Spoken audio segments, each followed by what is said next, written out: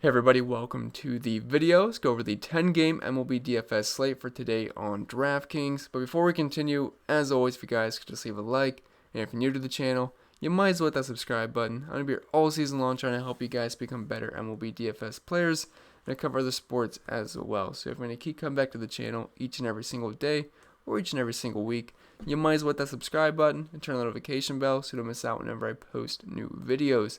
And if you don't follow me over on Twitter, I'm at Pennell16, CPen16 over on IG. And if you miss more content over on Patreon, always much appreciated. We got around 300 people. You can hop into the Discord chat and ask me questions all day if you want to, or just come in and hang out. We got a good group of people in there, and it's always a good time in the Discord chat. Or if you just want access to all the extra content that I put out throughout the entire day, that's there too. So if you're interested, links in the description below. And also, on Patreon, if you don't know how it works, it does cycle in the beginning of the month, and it's only September 2nd, so this is still around the best time to sign up if you're interested, but if not, it's okay, I understand. Let's just dive into today's slate. So, the bats.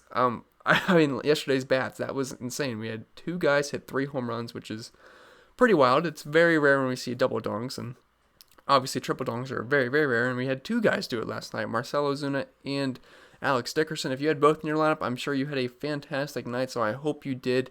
But for most part, I hope you had Alex Dickerson because he was very high owned and he had 64 fantasy points. That is going to be tough to beat this season. I don't think anyone has had over 64 fantasy points this year as a bat or as a pitcher as well. Or I don't think anyone's really going to pass that either. So that was insane, very insane. So hopefully you had him. And if you had Ozuna as well, props to you. That's absolutely insane. But yeah, very fun night for the bats. They went off. The Indians went off. The Giants went off. And yeah, it was a pretty fun offensive night. The pitching, yeah, Valdez did okay. I mean, he scored around, 20 fantasy points. He was 90% owned. Then Lindblom, I think he scored 5 fantasy points, but he was also very chalk. So last night was won by the bats for the most part. But yeah, that was fun. That was fun offensively. But this slate, I think the pitching's kind of okay. You got Max Scherzer up top, and after that, it's kind of just a couple of guys here in good matchups though, so I am looking forward to the slate. We also have some good options in on the offensive side as well. No Coors Field, so we'll have to use our thinking caps just a little bit more than usual instead of just stacking up Coors, but I think there's plenty of good spots we can attack. So we'll start up top here with Max Scherzer. He comes in at 10,400. Now, I will say he doesn't draw the best match in the world versus the Phillies, but the same can be said for the Phillies as well. They have a very tough matchup here versus Max Scherzer, one of the best pitchers in all of baseball. And he's actually coming off his best start of the season last time out versus the Red Sox, where he scored nearly 34 fantasy points, struck out 11 on 92 pitches, and was absolutely excellent. Didn't walk anybody and only gave up 1 earned run. And look, I think he's a fine option here. Now, the Phillies, they do concern me a little bit because one thing that Max Scherzer struggles with is lefty power. Like, he is great versus pretty much everything. He's got a 35% K rate, only a 5% walk rate, a 2.89 xFIP. These are all elite numbers, less than a home run per 9 innings. But if you're looking at splits versus lefties, he allows a near 200 ISO versus them. So could someone like Bryce Harper, Didi Gregorius take him deep? Sure, but we're kind of just hoping those are solo shots for the most part, and he still gets around his 10 strikeouts. So the matchup's not great. If you're looking at the Phillies splits versus lefties, it's not good. 20% K rate, 11% walk. I mean, it's good for the Phillies, but not good for Max Scherzer. I don't want to get that mixed up. But 252 ISO, 258 batting average, and just overall some pretty solid numbers. But again, I'm going to trust the talent here with Max Scherzer. Do I think he's an absolute, you have to play him on this slate play?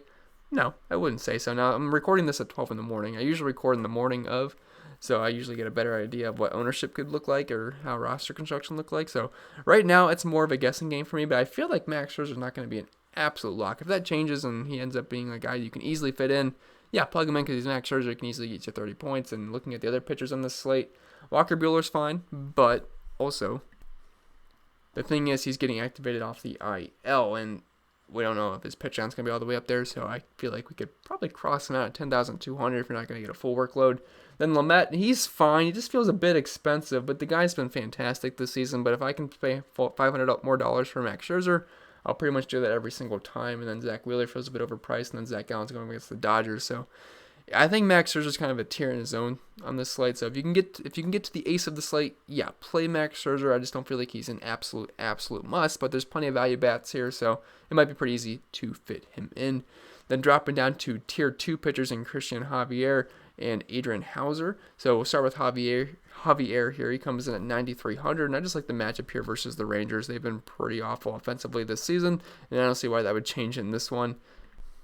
And speaking of Javier, well, I don't know why I said speaking of. Obviously, we're speaking of him, but I had to pause really quick, so I forgot where I left off. But anyway, Javier, he's been fine this season. He's had some really good games. He's also had some okay games and some bad games. So if looking at his game log, he scored 3 points, 25 versus the Dodgers, which is pretty impressive, and 16, 3, 25 versus Seattle, only 6 points in Coors Field, but I think you can pretty much give everyone a pass in Coors Field.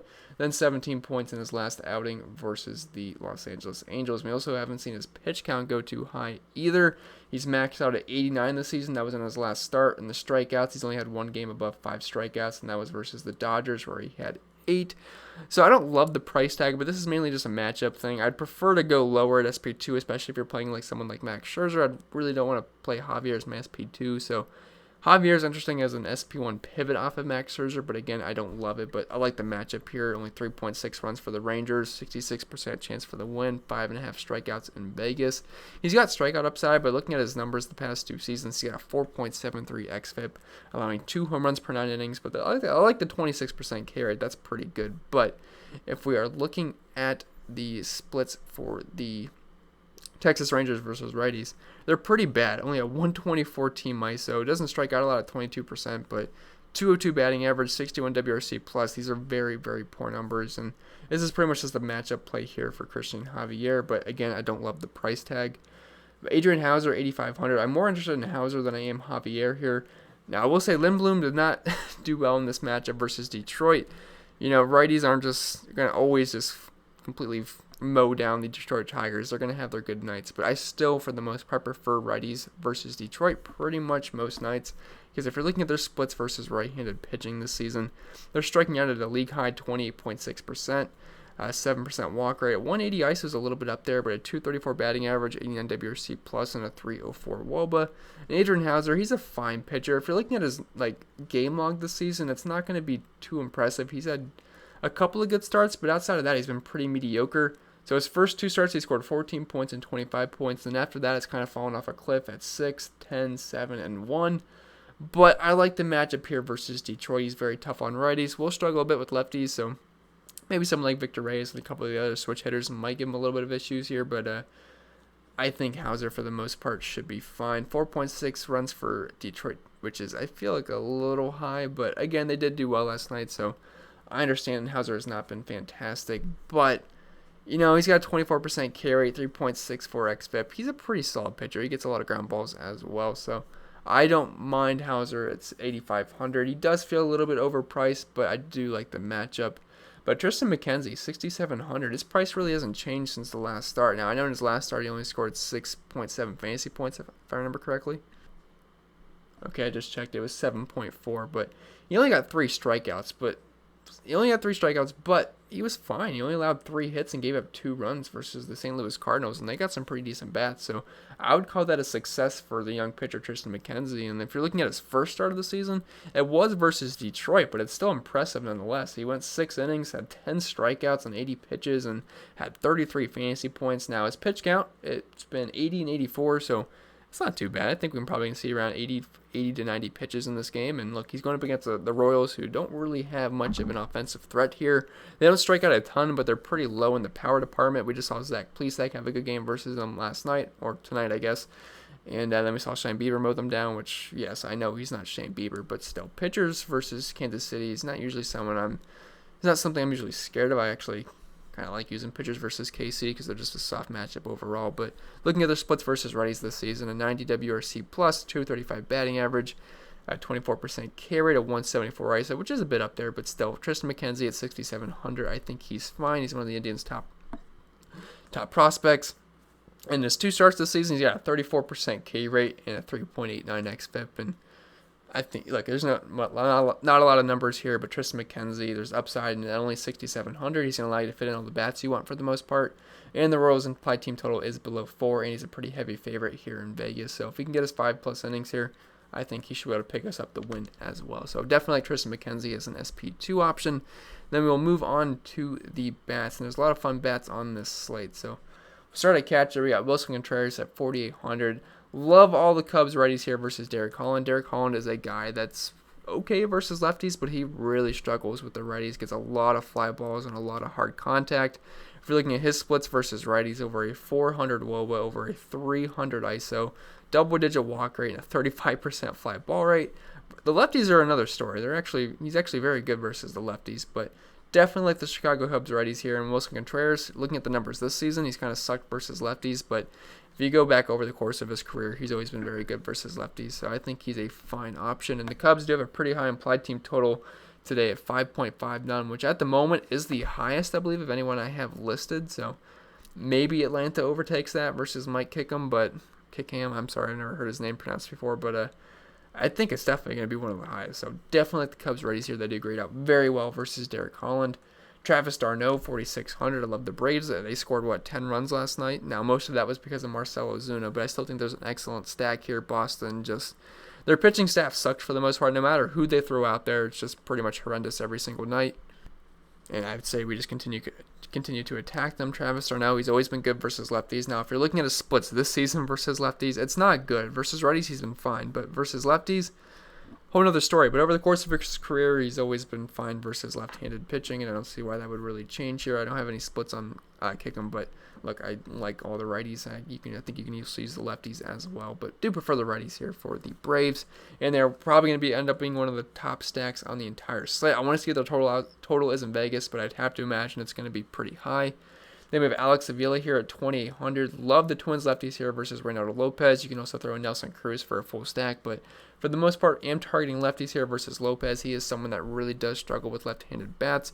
Does give up power to both sides of the plate, but the strikeout rate drops to lefties, and the walk rate goes up to the righties, and then the WOBA and ISO goes, well, the ISO doesn't go up, but the WOBA does at 364 compared to 334, and then the ISO is still above 200. So love all the lefties here on the Twins, and we got some good ones. And Avila's always been someone that has some decent pop versus right-handed pitching. Then dropping down to first base, yeah, there's some expensive options we can look at like Freddie Freeman, but kind of like in this low 4K to high 3K range. But Eric Cosmere and Mitch Moreland, we got two lefties first baseman on the Padres. Mitch Moreland just got traded to the Padres from the Red Sox, and San Diego pretty much traded for the entire MLB. They got a ton of people on that team, and it's going to be it was already a fun team to watch, and it got even better now, and they stole Clevenger from me. I'm a big Indians fan, so wasn't happy with that trade, but I know they got a lot of prospects, but still, I really like Mike Clevenger. But yeah, Hosmer and Moreland, they both hit right-handed pitching very well. Julio Taheron is someone that's always struggled really versus lefties. If you're looking at his splits last season, they actually gave up more power to righties and was actually a little bit tough on the lefties, but and they're 15% walk rate to lefties, and he just hasn't been great this season, and I think you can use either side of the plate for the most part. And the Padres are actually one of the better stacks on this slate. Vegas has them at 5.36 runs, which is actually one of the highest out of all the games today. So definitely like the Padres, and Hosmer and Moreland do come in at some pretty decent price tags. Looking at Hosmer splits this season, he's got a 317 batting average to righties and a 286 ISO and a 160 WRC plus. And Mitch Moreland, his numbers are even better with a 475 ISO, a 500 WOBA, 212 WRC plus, 322 batting average, and a 800 slugging. So Mitch Moreland, Eric Hosmer, both are fine. But if you had to pick one, Mitch Moreland has had better splits versus righties so far this season. Then Carlos Santana, 3,900. The Indians are pretty cheap today. I think they're an excellent stack. I love the Indians today. I loved them last night versus Matt Harvey. Jacob Junis is better than Matt Harvey, but that's not saying much. I don't think Jacob Junis is that great of a pitcher. He can be serviceable at times, but he's definitely someone that gives up power and doesn't really get a whole bunch of strikeouts. So I feel like we can load up the Indians once again. I'm surprised their total is not higher than it is. It's only at 5.08 currently, and I think that could probably creep up as the day goes on. So like the Indians, Carlos Santana, I mean, he's good versus either side of the plate. This season, he's actually been better than versus the lefties than he has been versus the righties, but he's going to be fine. He's not a guy that strikes out a ton. He gets on base a lot, and Jacob Junis does give it power to both sides of the plate. So don't mind all the Indians, and they just went off last night too. Then Jose Martinez recently traded to the Chicago Cubs, and I like all the righties here versus Derek Holland.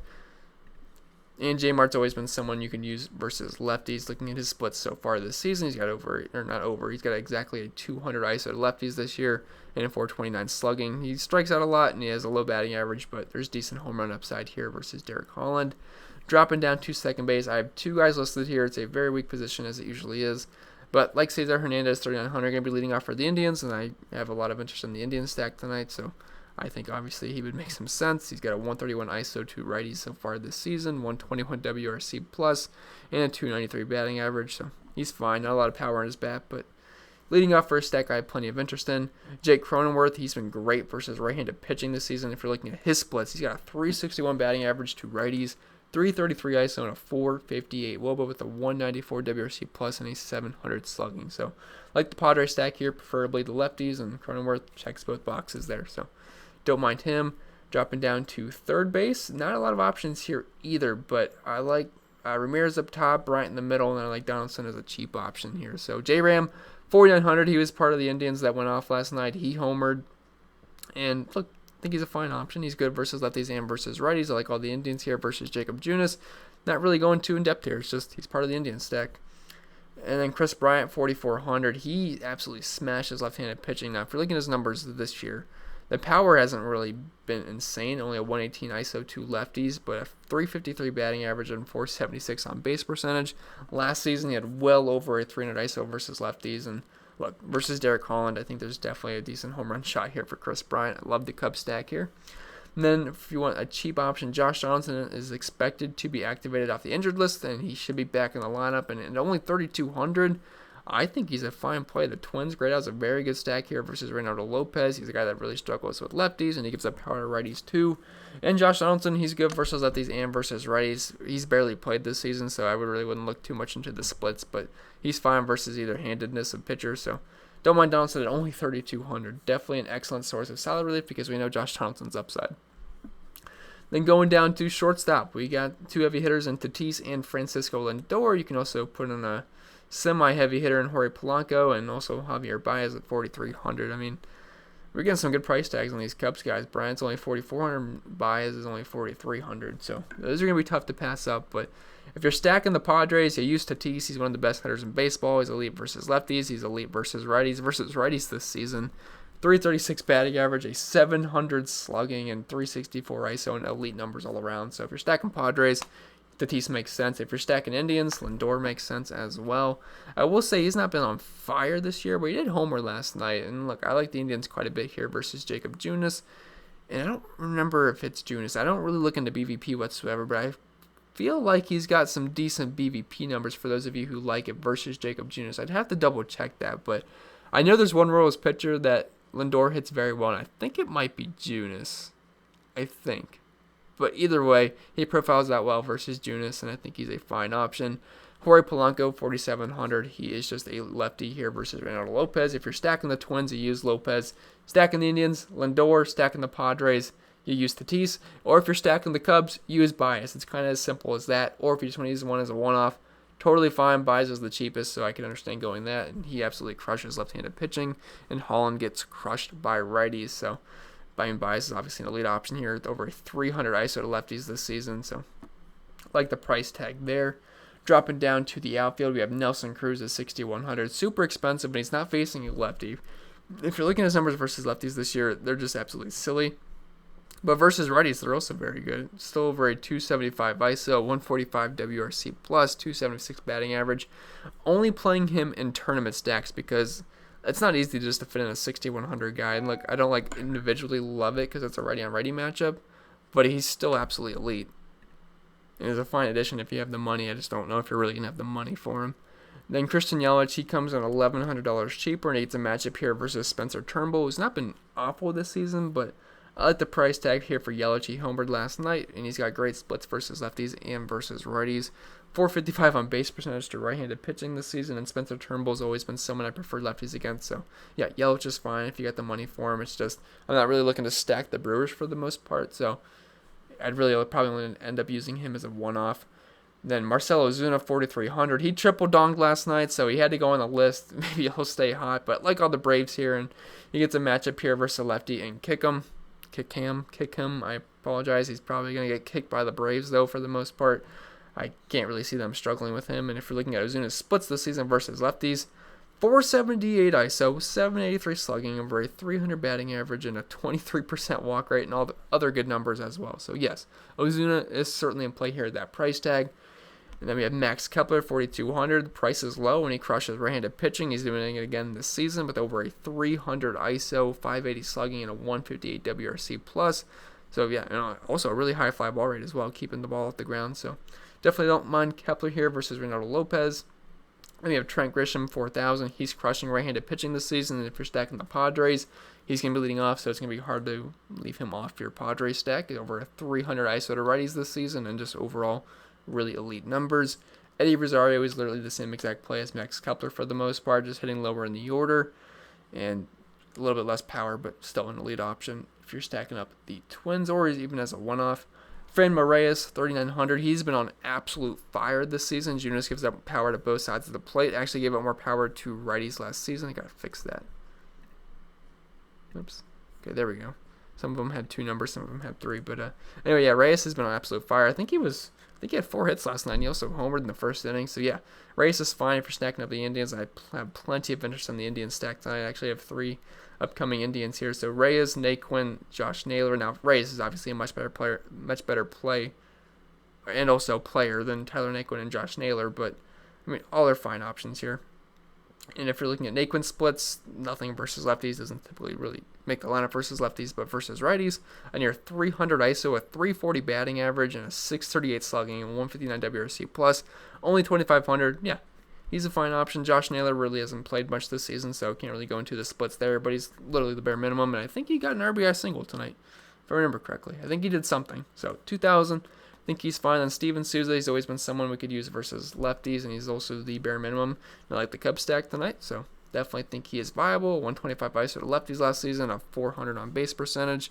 Actually, he's had more power to the righties this year, but I think he's fine. So that's pretty much going to be it for the video, guys. I think I went through that kind of quick, so about 20 minutes, which is usual, so I guess not quick, but hope it was helpful. If it was, remember to leave a like. If you're new to the channel, hit that subscribe button. Really helps me out. I really do appreciate it. Check me out on Patreon if you want. Follow me on social media. That's pretty much going to be it. So I'll see you guys in the next one, and I hope you guys enjoy your Tuesday. Is tomorrow Tuesday? No, it's Wednesday. Yeah, I hope you guys enjoy your Wednesday.